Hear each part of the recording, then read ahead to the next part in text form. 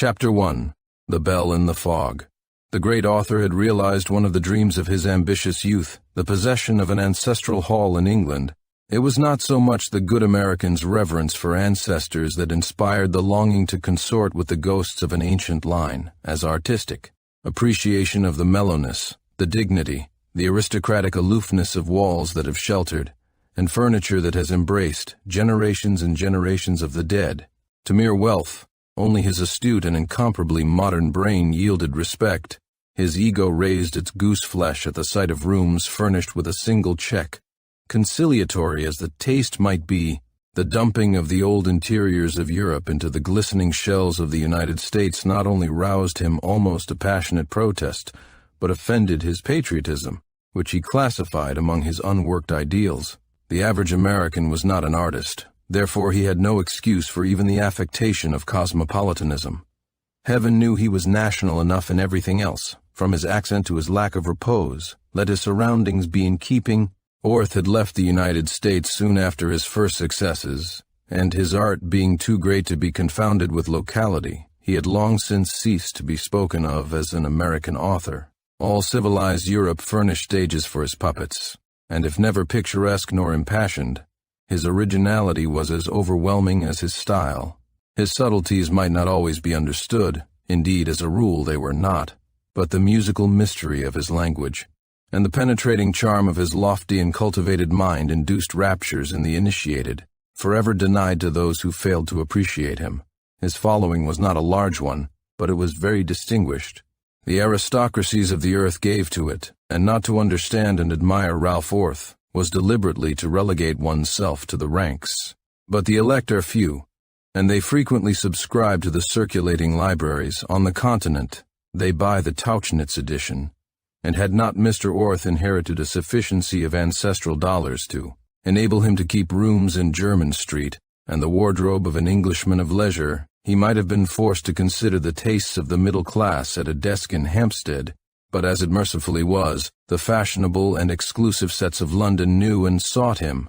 He was too wary to become a fad, and too sophisticated to grate or bore. Consequently, his popularity continued evenly from year to year. And long since he had come to be regarded as one of them. He was not keenly addicted to sport, but he could handle a gun, and all men respected his dignity and breeding. They cared less for his books than women did. Perhaps because patience is not a characteristic of their sex. I am alluding, however, in this instance to men of the world.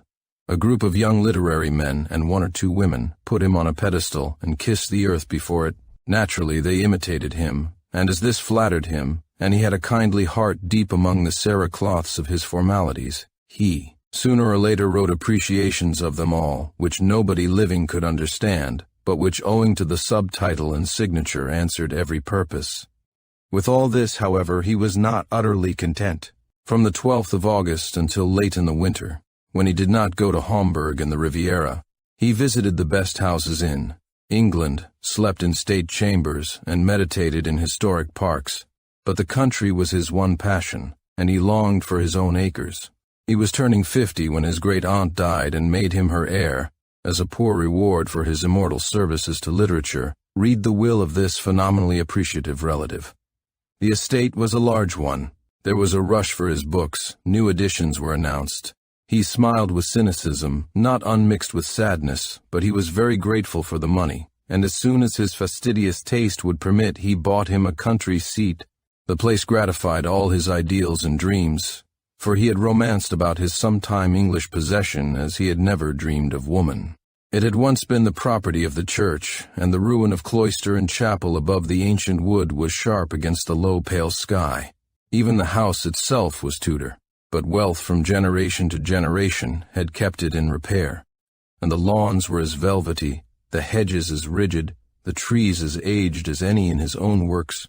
It was not a castle nor a great property, but it was quite perfect, and for a long while he felt like a bridegroom on a succession of honeymoons. He often laid his hand against the rough ivied walls in a lingering caress. After a time he returned the hospitalities of his friends, and his invitations, given with the exclusiveness of his great distinction, were never refused.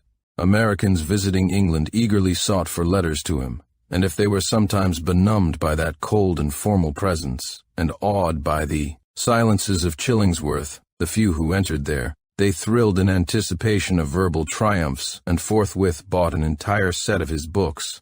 It was characteristic that they dared not ask him for his autograph. Although women invariably described him as brilliant, a few men affirmed that he was gentle and lovable, and any one of them was well content to spend weeks at Chillingsworth with no other companion.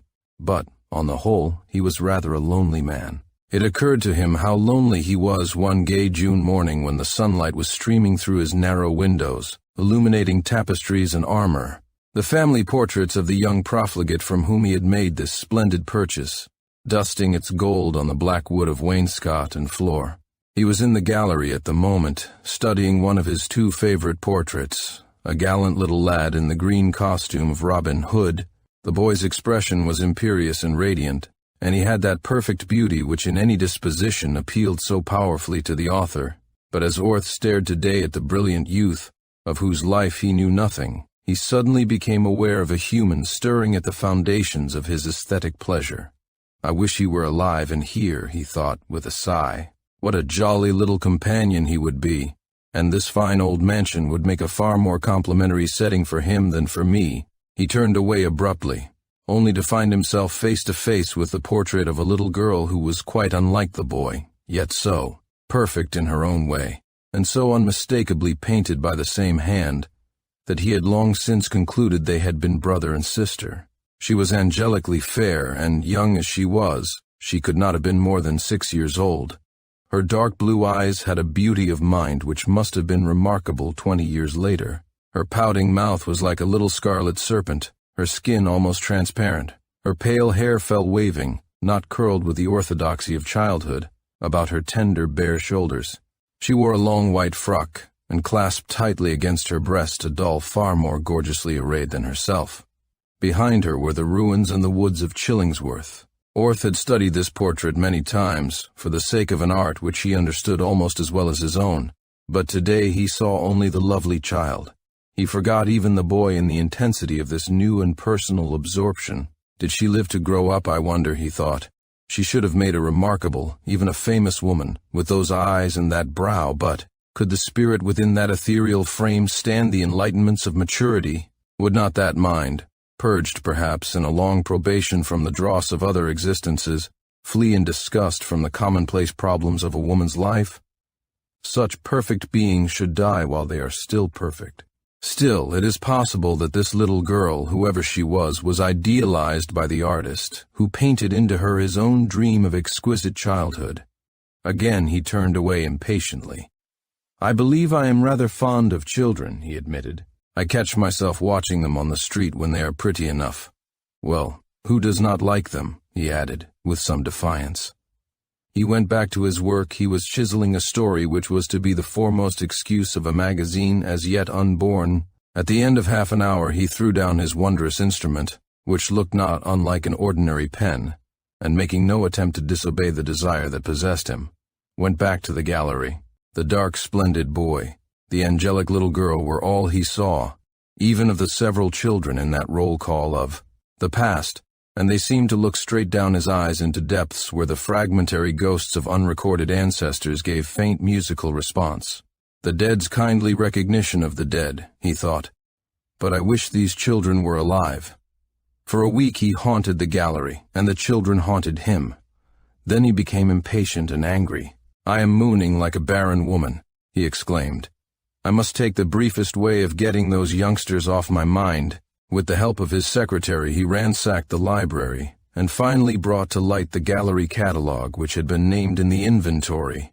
He discovered that his children were the Viscount Tancred and the Lady Blanche Mortlake, son and daughter of the second Earl of Teignmouth.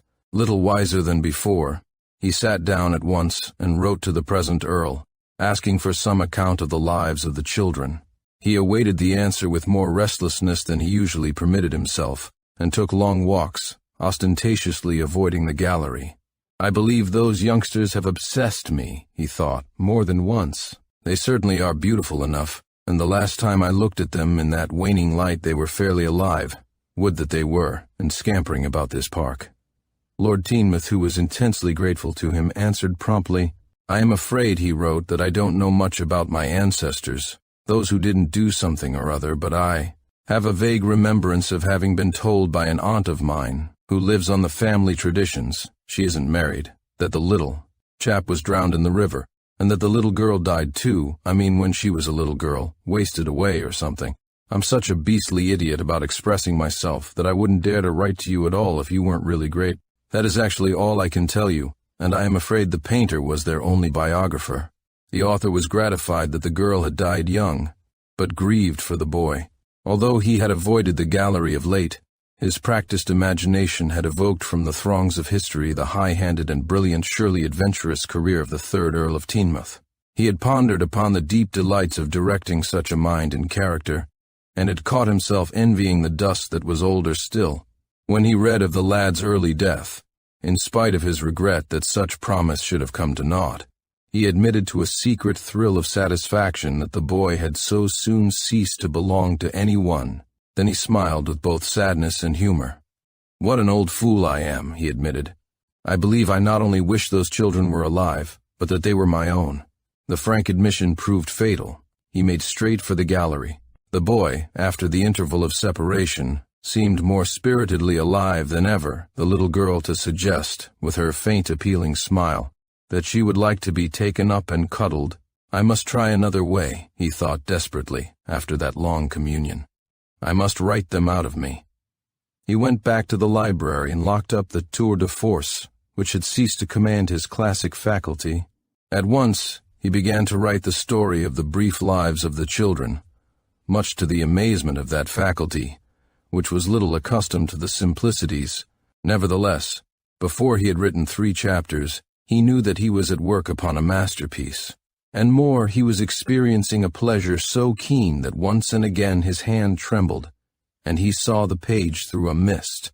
Although his characters had always been objective to himself and his more patient readers, none knew better than he, a man of no delusions, that they were so remote and exclusive as barely to escape being mere mentalities. They were never the pulsing living creations of the more full-blooded genius. But he had been content to have it so. His creations might find and leave him cold, but he had known his highest satisfaction in chiseling the statuettes, extracting subtle and elevating harmonies, while combining words as no man of his tongue had combined them before. But the children were not statuettes. He had loved and brooded over them long ere he had thought to tuck them into his pen, and on its first stroke they danced out alive.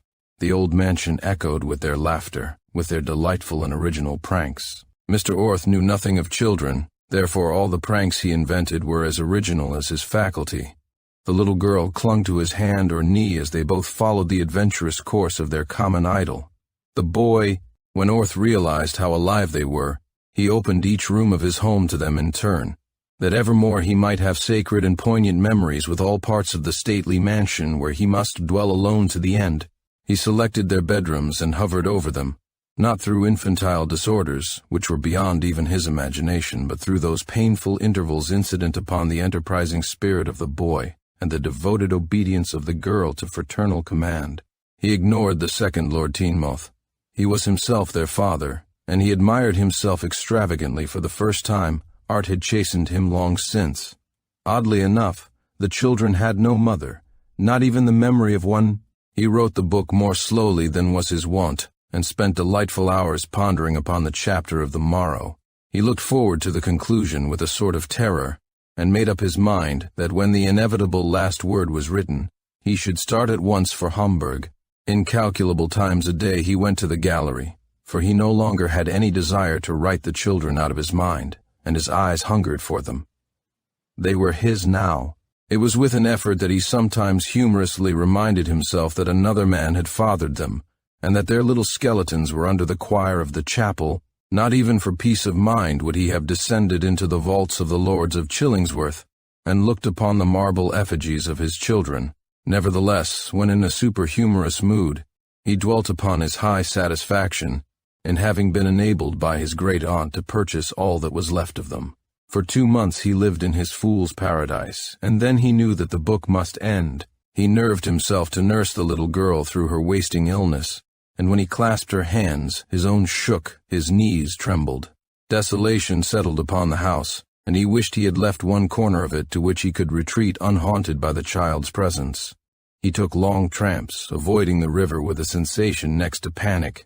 It was 2 days before he got back to his table, and then he had made up his mind to let the boy live. To kill him off, too, was more than his augmented stock of human nature could endure. After all, the lad's death had been purely accidental, wanton. It was just that he should live, with one of the author's inimitable suggestions of future greatness, but, at the end, the parting was almost as bitter as the other. Orth knew then how men feel when their sons go forth to encounter the world and ask no more of the old companionship. The author's boxes were packed. He sent the manuscript to his publisher an hour after it was finished. He could not have given it a final reading to have saved it from failure, directed his secretary to examine the proof under a microscope, and left the next morning for Hamburg. There, in inmost circles, he forgot his children. He visited in several of the great houses of the continent until November, then returned to London to find his book the literary topic of the day. His secretary handed him the reviews, and for once in a way he read the finalities of the nameless. He found himself hailed as a genius, and compared in astonished phrases to the prodigiously clever talent which the world for 20 years had isolated under the name of Ralph Orth. This pleased him, for every writer is human enough to wish to be hailed as a genius, and immediately. Many are, and many wait. It depends upon the fashion of the moment, and the needs and bias of those who write of writers. Orth had waited 20 years, but his past was bedecked with the headstones of geniuses long since forgotten. He was gratified to come thus publicly into his estate, but soon reminded himself that all the adulation of which a belated world was capable could not give him one thrill of the pleasure which the companionship of that book had given him. While creating, it was the keenest pleasure in his memory. And when a man is 50 and has written many books, that is saying a great deal. He allowed what society was in town to lavish honors upon him for something over a month, then cancelled all his engagements and went down to Chillingsworth. His estate was in Hertfordshire, that county of gentle hills and tangled lanes, of ancient oaks and wide wild heaths, of historic houses and dark woods and green fields innumerable, a Wordsworthian shire steeped in the deepest peace of England. As Orth drove towards his own gates, he had the typical English sunset to gaze upon, a red streak with a church spire against it. His woods were silent. In the fields the cows stood as if conscious of their part. The ivy on his old grey towers had been young with his children. He spent a haunted night, but the next day stranger happenings began. Chapter 2. He rose early and went for one of his long walks. England seems to cry out to be walked upon, and Orth, like others of the transplanted, experienced to the full the country's gift of foot restlessness and mental calm. Calm flees, however, when the ego is rampant, and today, as upon others too recent, Orth's soul was as restless as his feet. He had walked for 2 hours when he entered the wood of his neighbor's estate, a domain seldom honored by him, as it too had been bought by an American, a flighty hunting widow, who displeased the fastidious taste of the author. He heard children's voices, and turned with a quick prompting of retreat. As he did so, he came face to face, on the narrow path, with a little girl. For the moment he was possessed by the most hideous sensation which can visit a man's being, abject terror.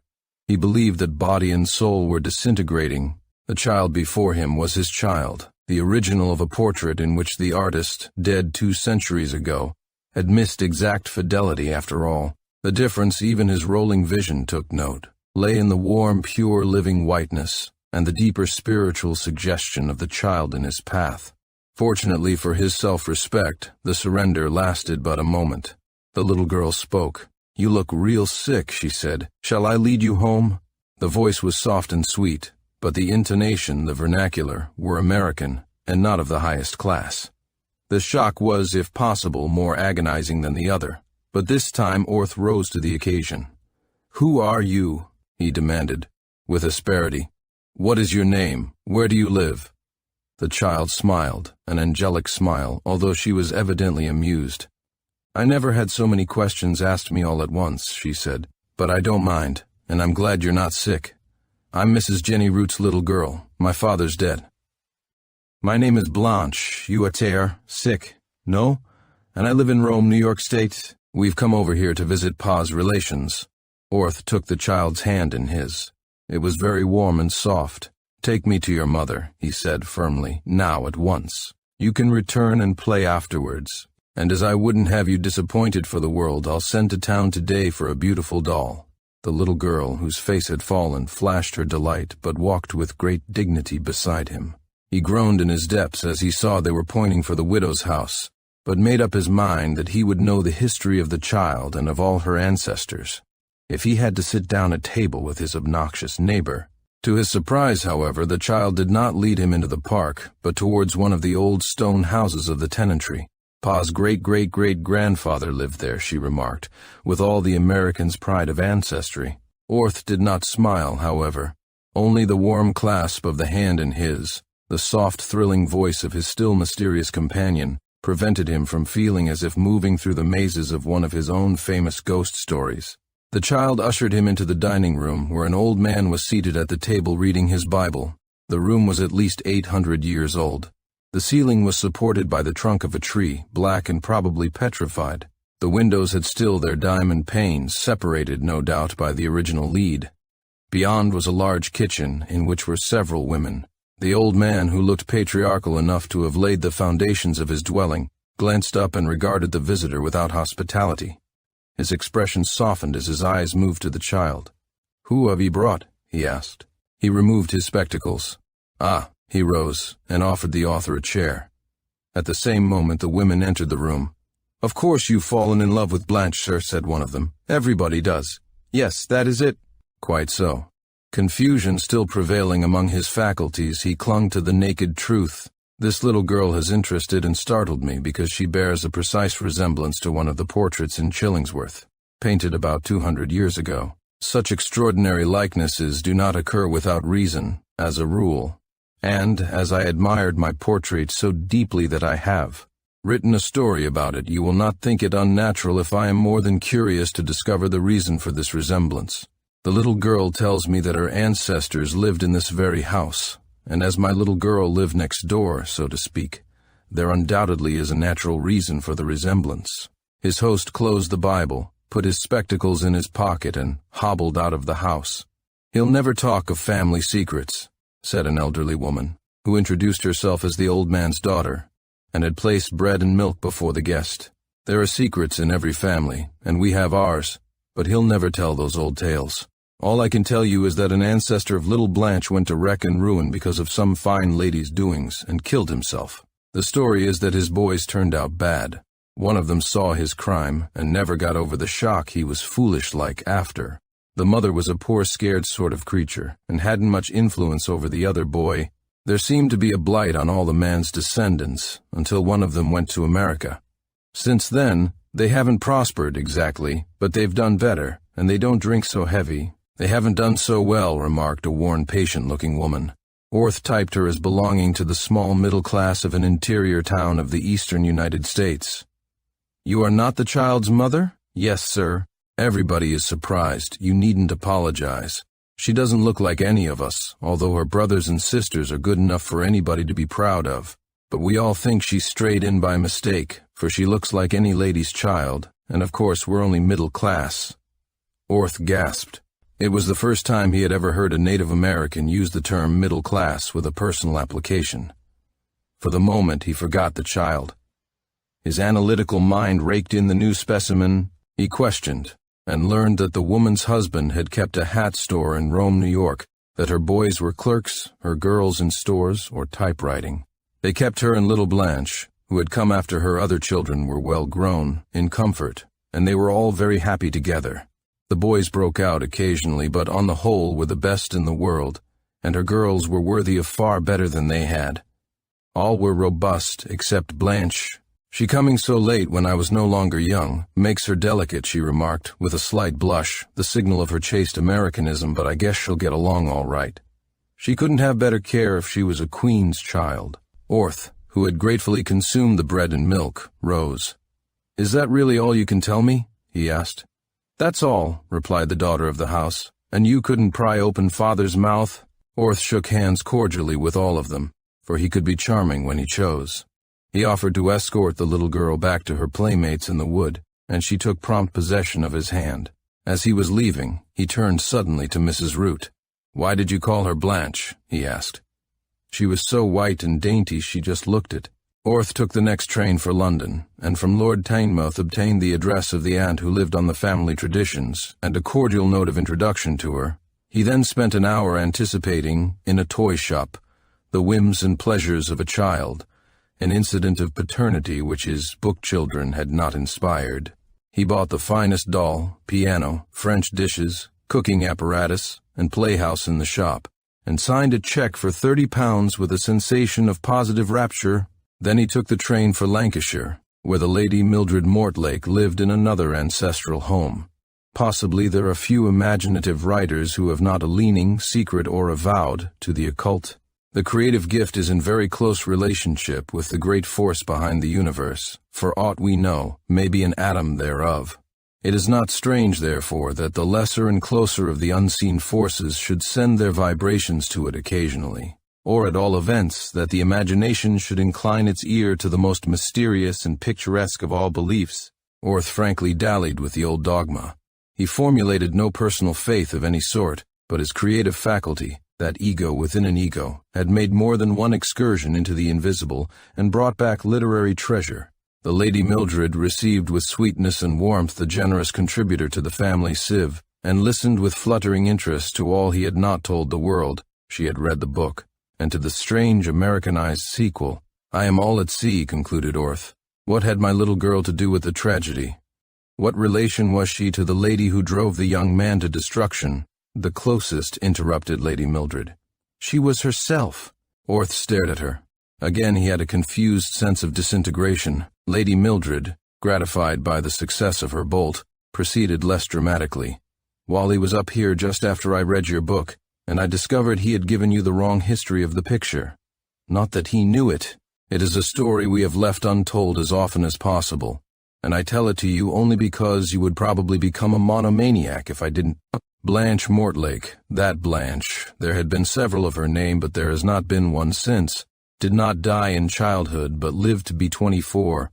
She was an angelic child, but little angels sometimes grow up into very naughty girls. I believe she was delicate as a child, which probably gave her that spiritual look.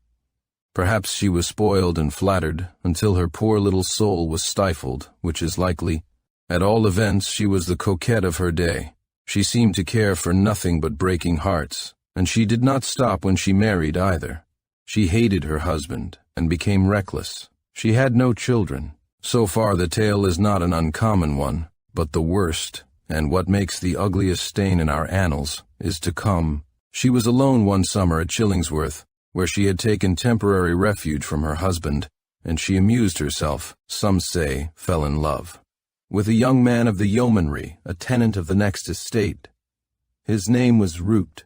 He, so it comes down to us, was a magnificent specimen of his kind, and in those days the yeomanry gave us our great soldiers. His beauty of face was quite as remarkable as his physique. He led all the rural youth in sport, and was a bit above his class in every way. He had a wife in no way remarkable, and 2 little boys, but was always more with his friends than his family. Where he and Blanche Mortlake met I don't know. In the woods, probably, although it has been said that he had the run of the house. But at all events he was wild about her, and she pretended to be about him.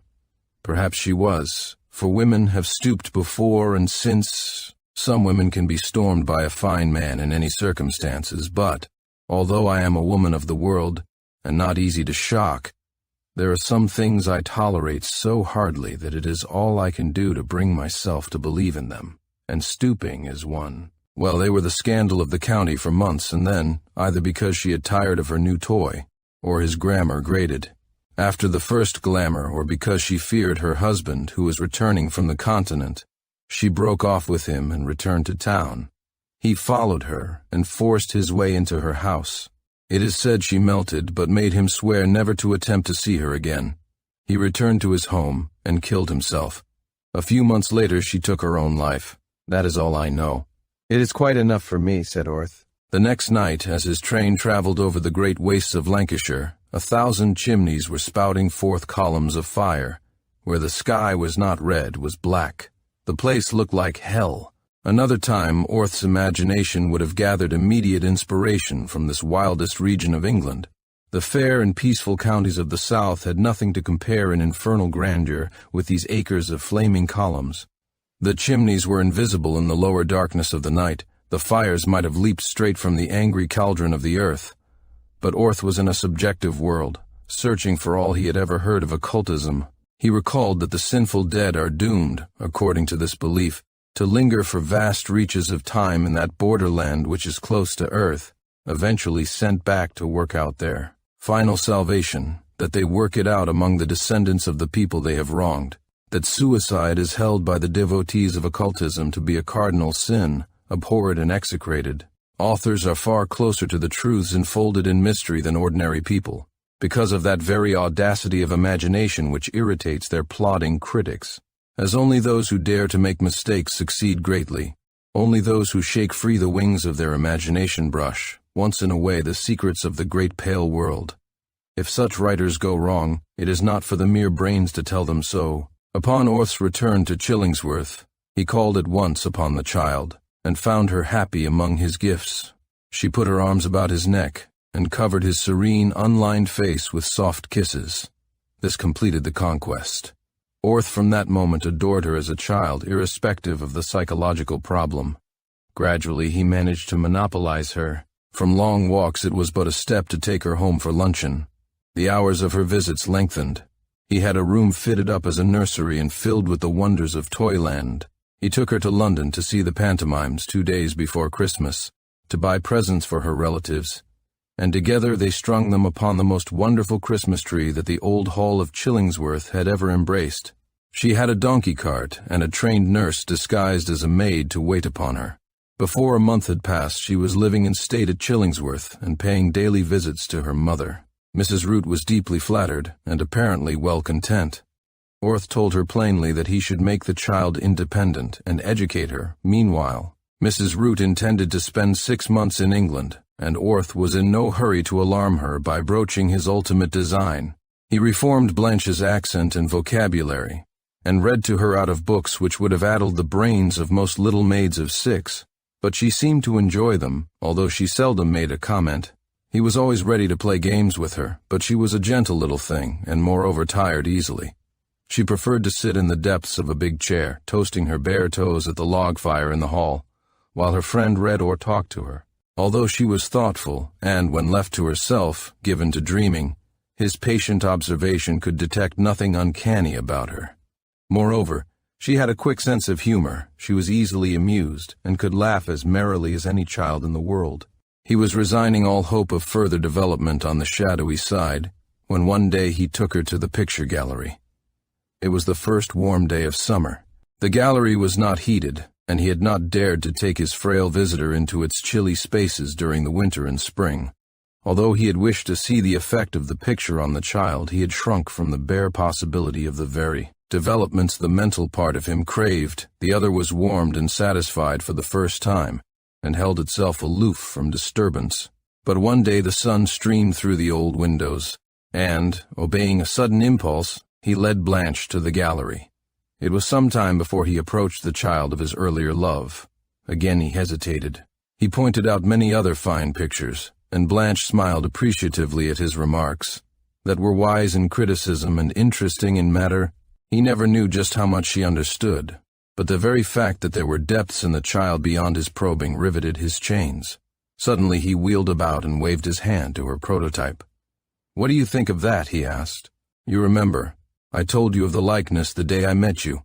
She looked indifferently at the picture, but he noticed that her color changed oddly. Its pure white tone gave place to an equally delicate gray. "I have seen it before," she said. "I came in here one day to look at it, and I have been quite often since. You never forbade me," she added, looking at him appealingly but dropping her eyes quickly. "And I like the little girl and the boy very much." "Do you? Why?" "I don't know." A formula in which she had taken refuge before. Still her candid eyes were lowered, but she was quite calm. Orth, instead of questioning, merely fixed his eyes upon her and waited. In a moment she stirred uneasily, but she did not laugh nervously, as another child would have done. He had never seen her self-possession ruffled, and he had begun to doubt he ever should. She was full of human warmth and affection. She seemed made for love, and every creature who came within her ken adored her, from the author himself down to the litter of puppies presented to her by the stable boy a few weeks since. But her serenity would hardly be enhanced by death. She raised her eyes finally, but not to his. She looked at the portrait. "Did you know that there was another picture behind?" she asked. "No," replied Orth, turning cold. "How did you know it?" "One day I touched a spring in the frame, and this picture came forward. Shall I show you?" "Yes," and crossing curiosity and the involuntary shrinking from impending phenomena was a sensation of aesthetic disgust that Hin should be treated to a secret spring. The little girl touched hers, and that other Blanche sprang aside so quickly that she might have been impelled by a sharp blow from behind. Orth narrowed his eyes and stared at what she revealed. He felt that his own Blanche was watching him, and set his features, although his breath was short. There was the Lady Blanche Mortlake in the splendor of her young womanhood, beyond a doubt. Gone were all traces of her spiritual childhood, except, perhaps, in the shadows of the mouth, but more than fulfilled were the promises of her mind. Assuredly the woman had been as brilliant and gifted as she had been restless and passionate. She wore her very pearls with arrogance, her very hands were tense with eager life, her whole being breathed mutiny. Orth turned abruptly to Blanche, who had transferred her attention to the picture. "What a tragedy is there!" he exclaimed, with a fierce attempt at lightness. "Think of a woman having all that pent up within her 2 centuries ago, and at the mercy of a stupid family, no doubt, and a still stupider husband. No wonder, today, a woman like that might not be a model for all the virtues, but she certainly would use her gifts and become famous, the while living her life too fully to have any place in it for yeomen and such, or even for the trivial business of breaking hearts." He put his finger under Blanche's chin and raised her face, but he could not compel her gaze. "You are the exact image of that little girl," he said, "except that you are even purer and finer. She had no chance, none whatever. You live in the woman's age. Your opportunities will be infinite. I shall see to it that they are. What you wish to be, you shall be. There will be no pent-up energies here to burst out into disaster for yourself and others. You shall be trained to self-control, that is, if you ever develop self-will, dear child. Every faculty shall be educated. Every school of life you desire knowledge through shall be open to you. You shall become that finest flower of civilization, a woman who knows how to use her independence." She raised her eyes slowly and gave him a look which stirred the roots of sensation, a long look of unspeakable melancholy.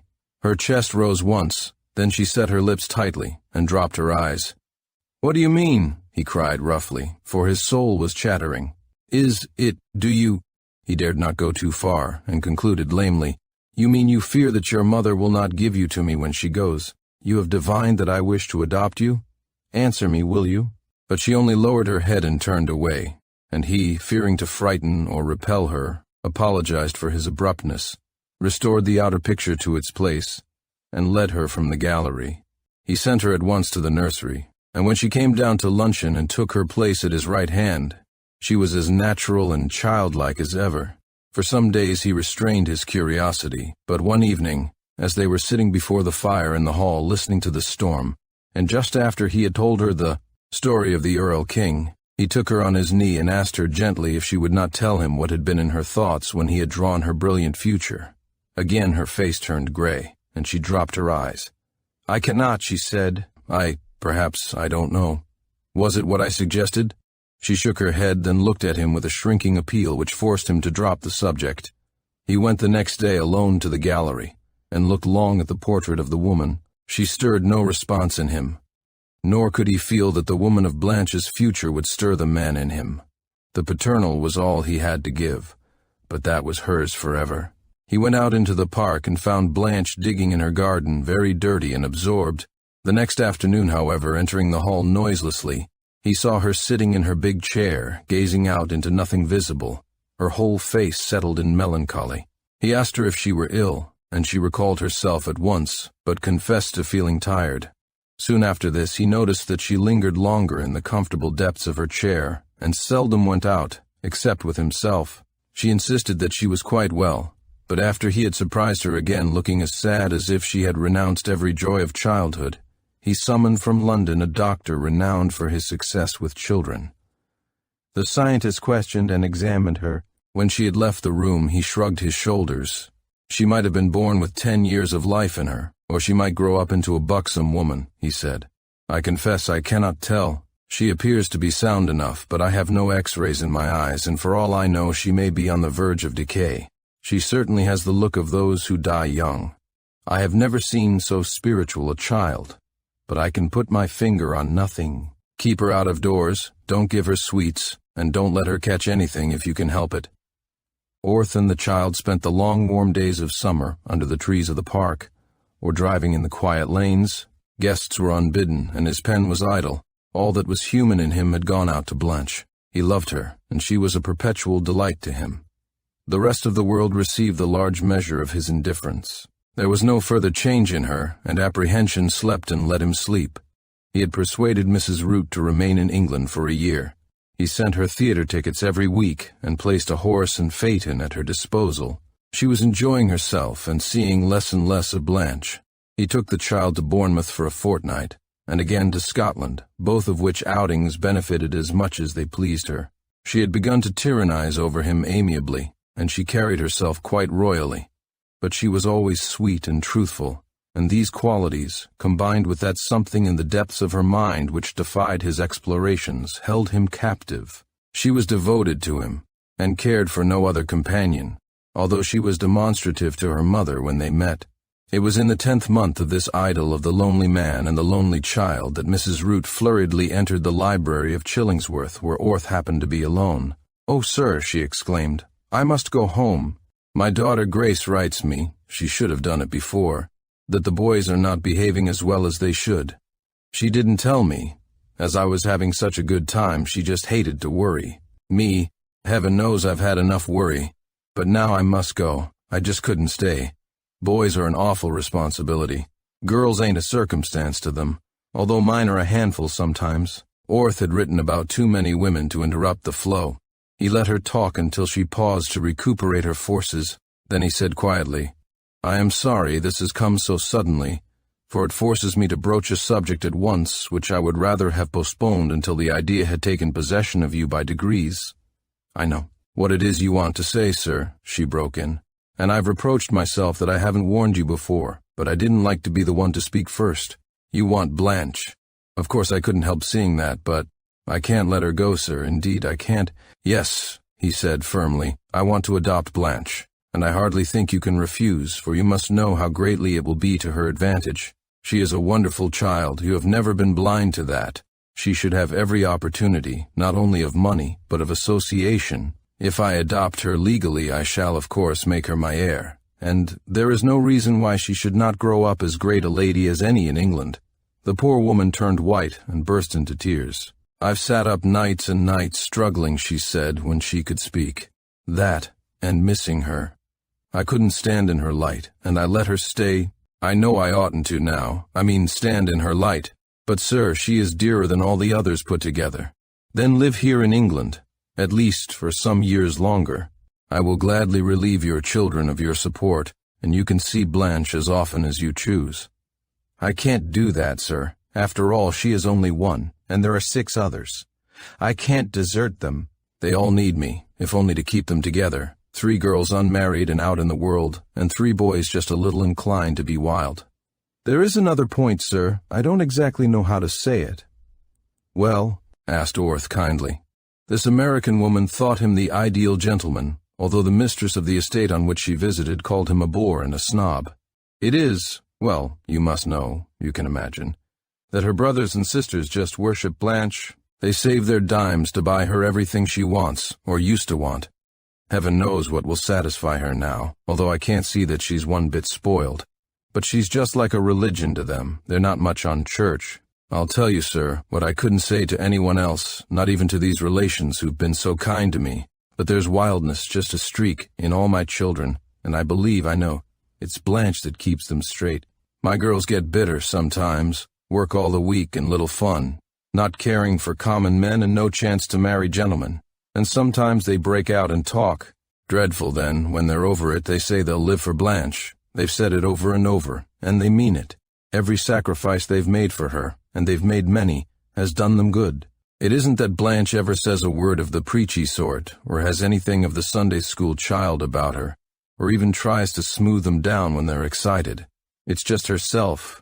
The only thing she ever does is sometimes to draw herself up and look scornful, and that nearly kills them. Little as she is, they're crazy about having her respect. I've grown superstitious about her. Until she came, I used to get frightened, terribly sometimes, and I believe she came for that. So, you see, I know Blanche is too fine for us and ought to have the best, but then they are to be considered too. They have their rights, and they've got much more good than bad in them. I don't know. It's kept me awake many nights. Orth rose abruptly. Perhaps you will take some further time to think it over, he said.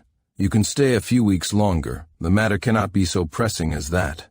The woman rose. I've thought this, she said. Let Blanche decide. I believe she knows more than any of us.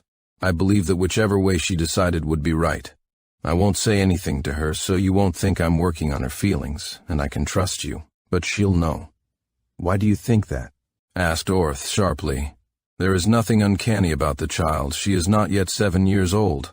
Why should you place such a responsibility upon her? Do you think she's like other children?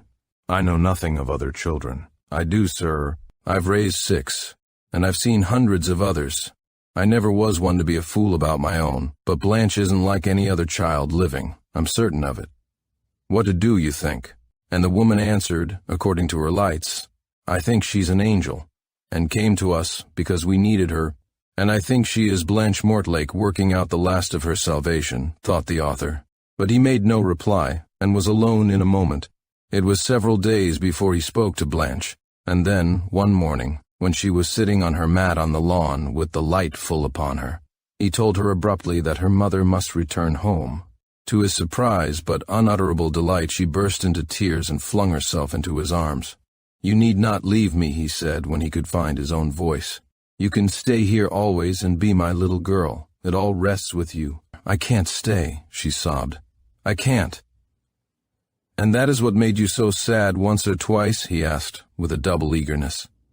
She made no reply. Oh, he said passionately, give me your confidence, Blanche. You are the only breathing thing that I love. If I could, I would, she said. But I don't know, not quite. How much do you know? But she sobbed again and would not answer. He dared not risk too much. After all, the physical barrier between the past and the present was very young. Well then, we will talk about the other matter. I will not pretend to disguise the fact that your mother is distressed at the idea of parting from you, and thinks it would be as sad for your brothers and sisters, whom she says you influence for their good. Do you think that you do? Yes. How do you know this? Do you know why you know everything? No, my dear, and I have great respect for your instincts. But your sisters and brothers are now old enough to take care of themselves. They must be of poor stuff if they cannot live properly without the aid of a child. Moreover, they will be marrying soon. That will also mean that your mother will have many little grandchildren to console her for your loss. I will be the one bereft, if you leave me. I am the only one who really needs you. I don't say I will go to the bad, as you may have very foolishly persuaded yourself your family will do without you. But I trust to your instincts to make you realize how unhappy, how inconsolable I shall be. I shall be the loneliest man on earth. She rubbed her face deeper into his flannels and tightened her embrace. Can't you come too? She asked. No, you must live with me wholly or not at all. Your people are not my people. Their ways are not my ways. We should not get along. And if you lived with me over there, you might as well stay here, for your influence over them would be quite as removed. Moreover, if they are of the right stuff, the memory of you will be quite as potent for good as your actual presence, not unless I died. Again, something within him trembled. Do you believe you are going to die young? He blurted out, but she would not answer. He entered the nursery abruptly the next day and found her packing her dolls. When she saw him, she sat down and began to weep hopelessly. He knew then that his fate was sealed, and when, a year later, he received her last little scrawl, he was almost glad that she went when she did. Chapter 3. The Striding Place Wygall, continental and detached, tired early of grouse shooting, to stand propped against a sod fence while his host's workmen routed up the birds with long poles and drove them towards the waiting guns. Maid. him feel himself a parody on the ancestors who had roamed the moors and forests of this West Riding of Yorkshire, in hot pursuit of game worth the killing. But when in England in August, he always accepted whatever proffered for the season, and invited his host to shoot pheasants on his estates in the south. The amusements of life, he argued, should be accepted with the same philosophy as its ills. It had been a bad day. A heavy rain had made the moor so spongy that it fairly sprang beneath the feet. Whether or not the grouse had haunts of their own, wherein they were immune from rheumatism, the bag had been small.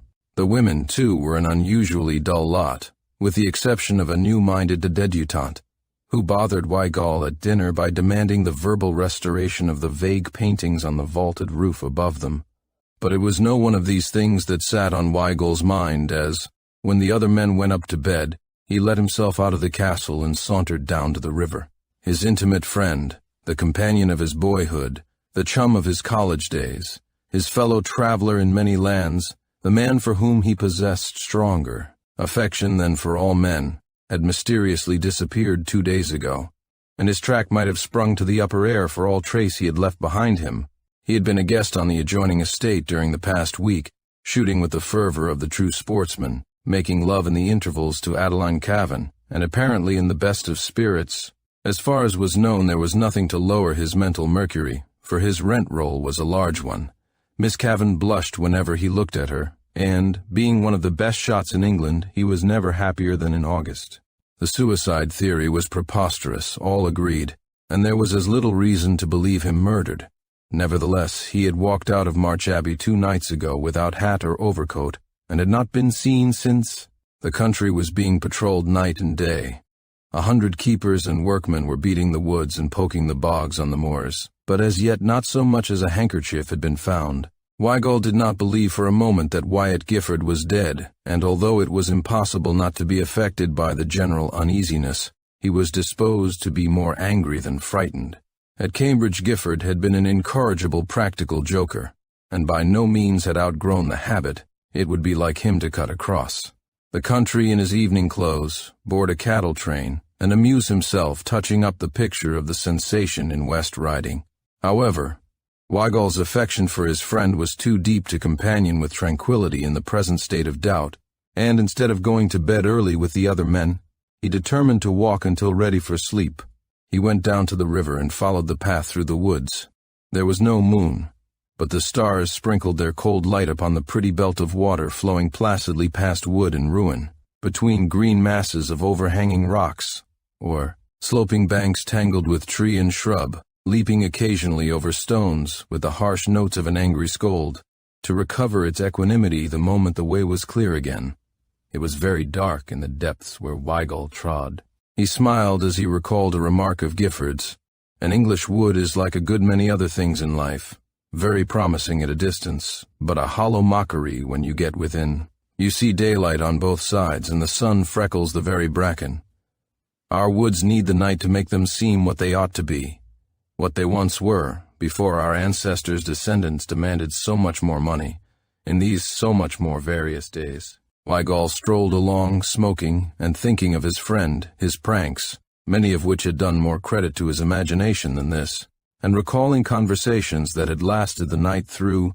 Just before the end of the London season, they had walked the streets one hot night after a party, discussing the various theories of the soul's destiny. That afternoon they had met at the coffin of a college friend whose mind had been a blank for the past 3 years. Some months previously they had called at the asylum to see him. His expression had been senile, his face imprinted with the record of debauchery. In death the face was placid, intelligent, without ignoble lineation, the face of the man they had known at college. Weigall and Gifford had had no time to comment there, and the afternoon and evening were full, but, coming forth from the house of festivity together, they had reverted almost at once to the topic. I cherish the theory, Gifford had said, that the soul sometimes lingers in the body after death.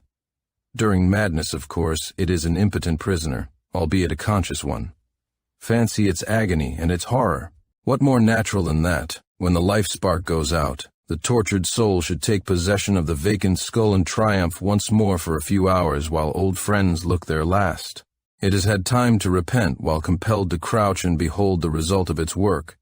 and it has shrived itself into a state of comparative purity.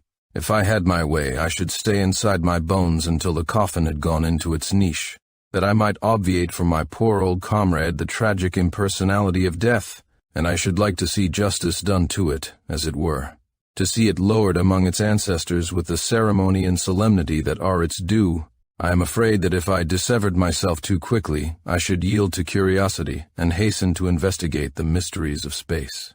You believe in the soul as an independent entity, then that it and the vital principle are not one and the same. Absolutely. The body and soul are twins, life comrades, sometimes friends, sometimes enemies, but always loyal in the last instance.